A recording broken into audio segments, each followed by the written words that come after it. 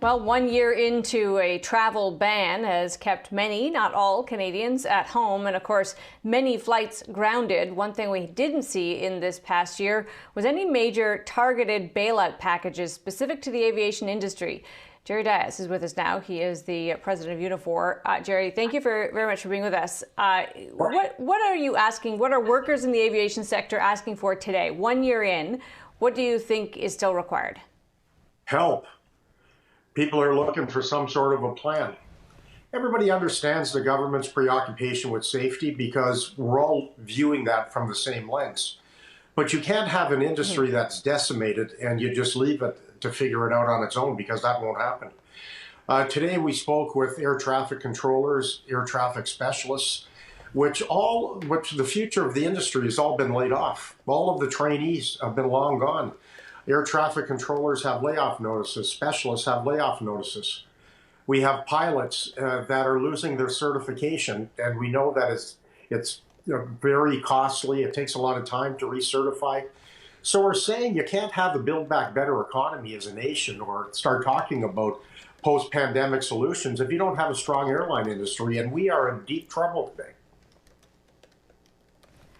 What do you hear from government about why there hasn't been anything very specific to this industry? What's the feedback you get?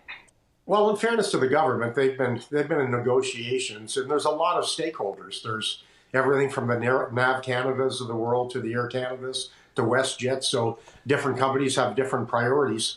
But from my understanding, is the major hurdles as it relates for Air Canada, for example, to repay the customers. That's been resolved quite a while ago. So I have no idea what is holding things up. Everybody understands that it's imperative that it gets done, but it's taken far too long for the workers who are negatively impacted. Look, we have so many workers that have lost their jobs. We have so many workers that have lost their benefits. We have so many members that their jobs aren't coming back. So people really want to know more than anything else, what's the plan? What's the plan for when people are comfortable flying, the safe reopening of the airports? What is the rapid testing going to look like? Are we going to comply with international standards? Are we going to do the dynamic quarantine? So there's all of these issues that people are just looking for answers. But look, there's no question we are already having a much different industry. Air Canada, I know, has borrowed about $6 billion, so they're a much weaker company today than they have been for many, many years. We need to find solutions for the remote communities that have closed. We need to find solutions for the air traffic control towers that are closing. So there's so many issues in front of us, but look, procrastination isn't a way to get through this, I will argue. There has been, for airlines and other big companies, including those with either, Jerry, profit that continued throughout the pandemic or a lot of cash on the balance sheet, which is closer to the airline story.